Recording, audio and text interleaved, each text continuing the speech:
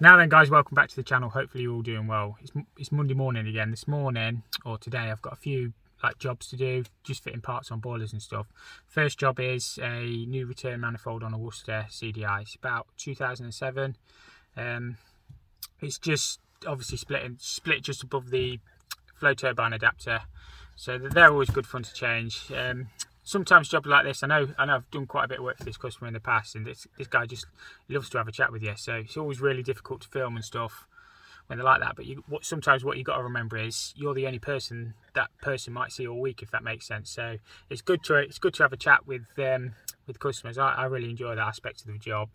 You don't get that much with like commercial stuff, but domestic, often your customers are wanting to have a chat, so it's really nice when that happens. So that's the first job. I've got a no hot water fault to go to after this, and I've got a few other bits and bobs. I'm not too sure how much I'll be able to film in a day. I also did a boiler swap, I think, what day was it? Thursday.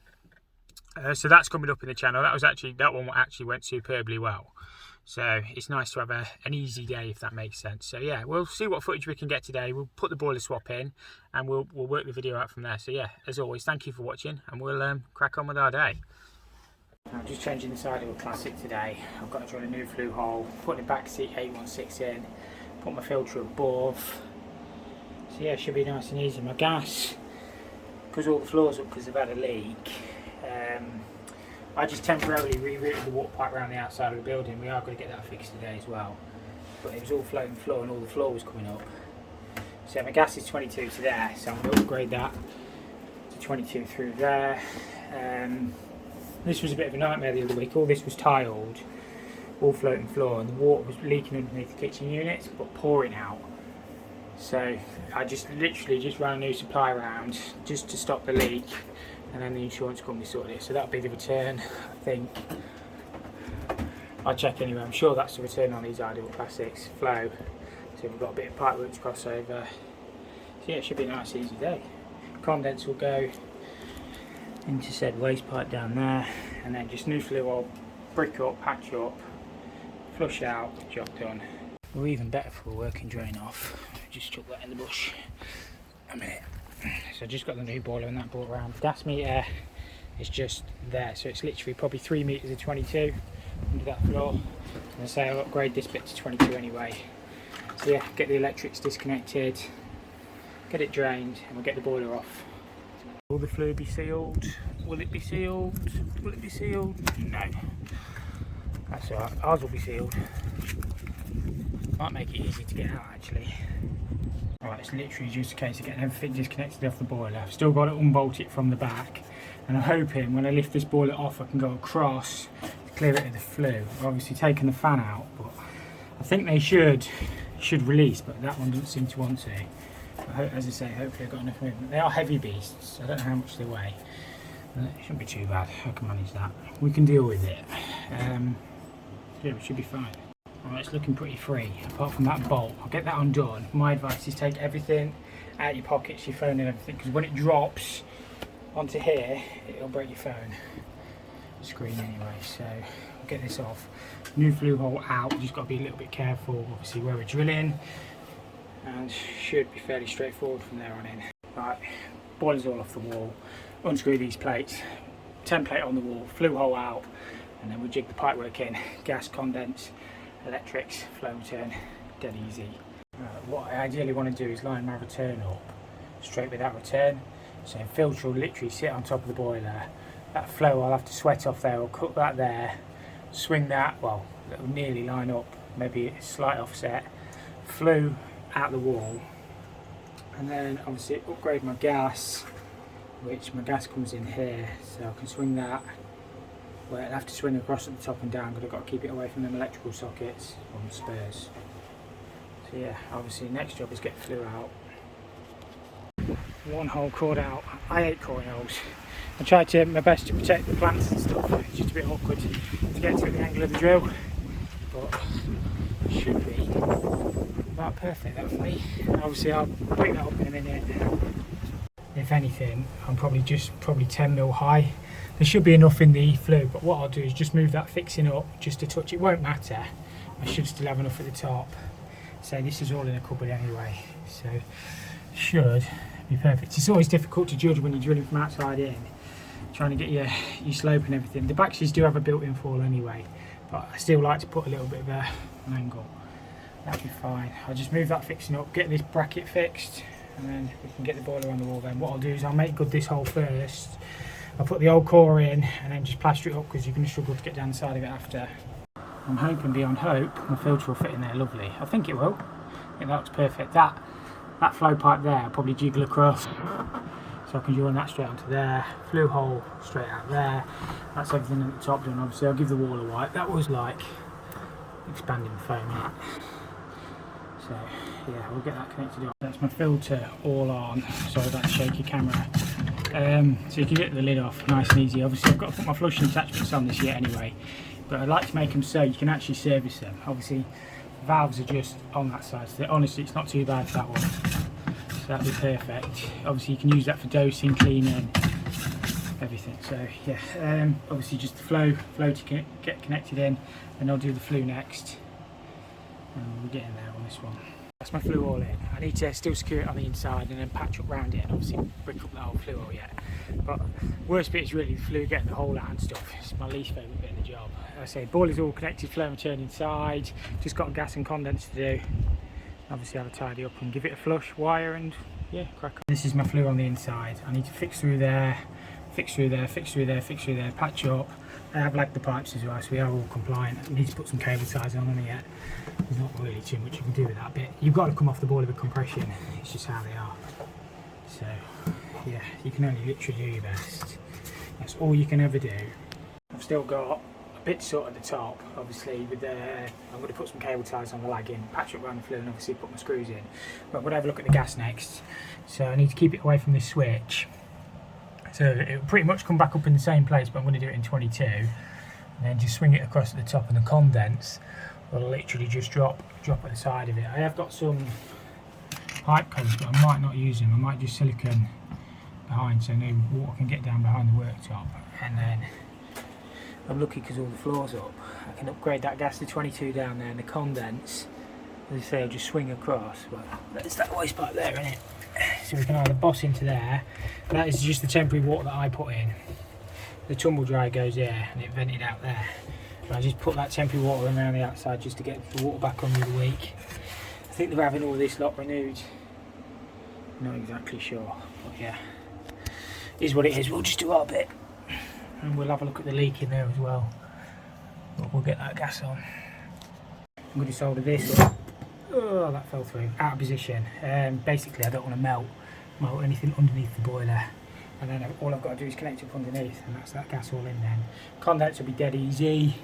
So yeah, getting there, it gives me all afternoon, or well, it's only like 10 o'clock now, to get like magna cleansed and flushed out and stuff. So yeah, gone really well this one. Most important thing of the whole job, making sure we've got no leaks. Should be fine. Bonded. We took the bonding through the back, we'll make sure that is properly sealed. Obviously our gas pipe just drops down and then through and under the floor. On-off tape, emergency number, bracketed, sealed, all looks good to me. Make sure we've got no leaks. I've just got the thing struck up, obviously still got my commissioning to do. Just wired that back in there, try and tuck that cable back in a bit better. It's how it was before, but it was a white cable, so you didn't notice it as much.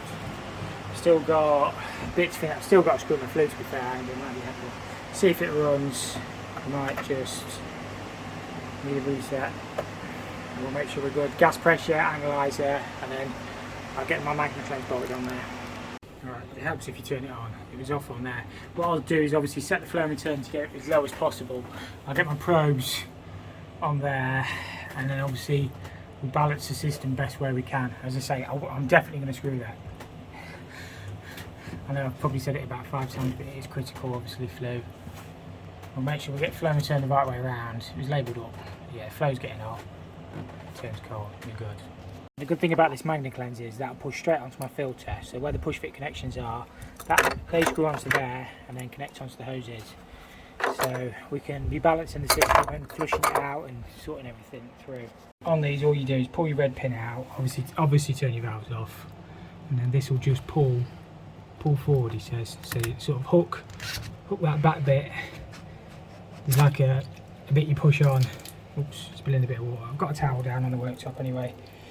And then we can put our flushing attachment straight on there. We'll tip that forward, put that straight in the sink carefully, and then have a dry up, and then flushing attachment straight on there. Then on there like that, and then these two ends connect onto the machine. Simple as that. So there's two like cam locks with washers that bolt straight on there. Get it flushed out then. Beautiful.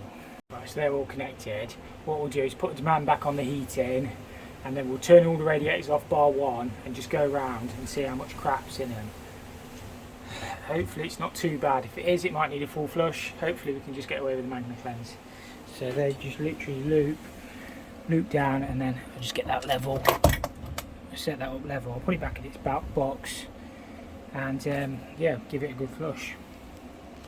I'm pretty much done, all sealed, stickers, screws, brickwork. I'm knackered and I'm about ready to go. I just need to finish tidying up. As you can see, it's leaking. I wait for it to drip, just there, probably at the top. So we're going to change this whole right hand side. So we'll get the boiler drains and get it sorted. Just turning these valves off and that one off. Should be alright. Normally fairly good on the Worcesters. I think that drip is just running across. And get that open.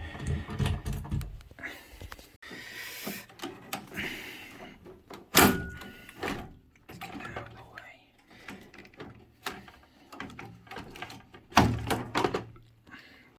Right, normally these work.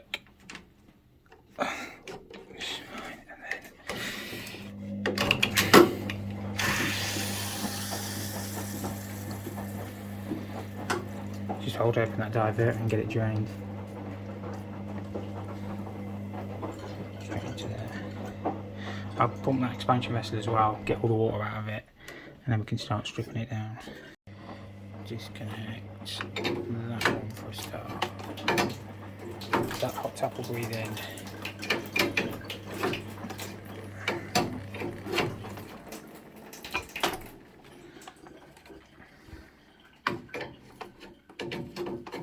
Disconnect that and get that one out of the way.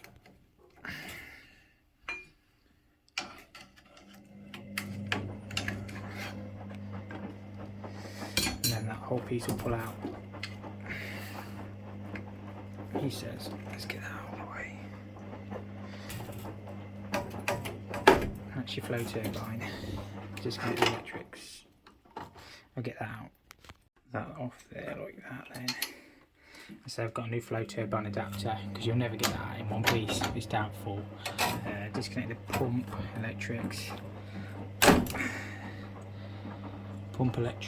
and pressure gauge next, and then this whole pump will lift out. Disconnect this return on this side.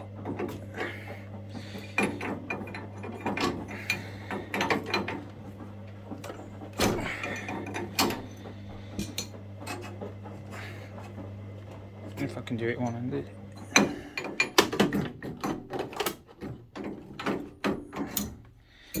Anyway, that one off there. Well, you can't do it, a bit difficult to see, but that off there, and then that clamp just turns around like that, and that whole piece lifts out then. This clip here pulls out, he says. Oh, that's tight. That holds the pump in, and then that whole assembly, I probably won't be able to do that one-handed, should lift off. But I've just disconnected the expansion vessel there because I can't get that one out there, it's proving difficult. I just let that boiler breathe in a bit. I've got a bowl and a towel and stuff down. So once I've got that pump out of the way, I should be able to get to the bit I need to get to. That will just slide in a minute. I'll slide out of the way. He says, really wedging on that, what's that, coal pipe in it. I'll get that out of the way. I just need two hands. I decided to just take the left hand side out as well. That'll only take 10 seconds to put back in. I just need to make sure them washers are good. I think they're Engineer washers anyway. And then find the one that goes find the washer that goes on there. I think it dropped off. I think I've got some spares anyway, that's not an issue. So that's the main bit out. I've just got to get this out now and then put everything back together. Put new AAV. I don't know if I change that PRV. Might change the PRV as well. More washers falling off. We'll sort it. But yeah, pretty much the whole bottom end I've had to strip out. Right, so that's everything out. Obviously it was leaking on this piece. They normally leak at the top, to be fair. They just split on the plastic. So what I'll do is put everything back together now. Just new washers and everything. Obviously that's about had it anyway, and so new washers. They do send everything out. We'll probably clean that plate out as well while we've got the chance. New washers, everything back together, and yeah, put all new washers on there. So yeah, it should be alright. It'll only take me like half an hour to put it all back together, I would have thought. Not too bad. The good things with these is they do send you everything they need, apart from the flow turbine adapter. I might change that PRV as well yet. But yeah, just in case of working out where everything goes, they give you new washers for the top of your pump, new fibre washers, there for your plate. I think that one goes onto the side of your pump, that one. So you just got to work out where everything goes. They give you a new clip that holds your pump in. It goes that way actually. But yeah, just in case you're working out where everything goes, they give you that's a new screw to go onto your plate, that's a new screw to go onto your plate. That's the dentist pick we got from the dentist for getting the washers out. Yeah, and then just slip and grease everything. Get these washers changed. Get them flicked off. Now you get the idea, that's just the dentist pick from the dentists. A Cavitron. That's what that is. Right, mine must be an old one because the new ones we've got the bypass in from here. So what I've had to do is, luckily I had a return manifold in the van, so I've had to rob a clip because it didn't come with one.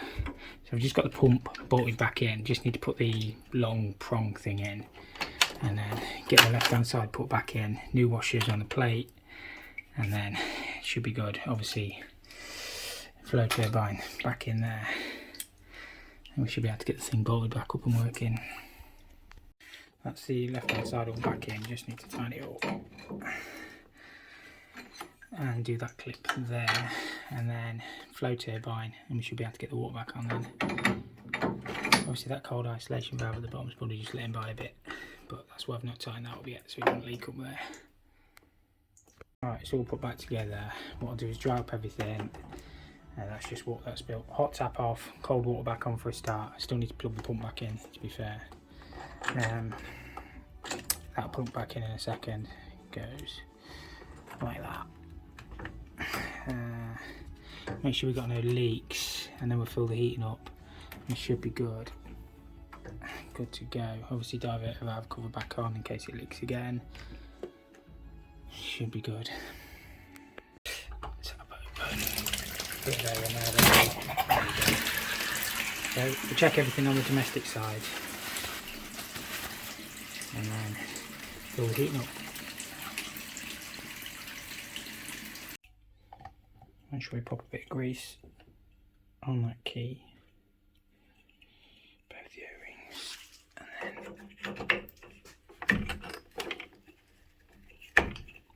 then we can fill that up then.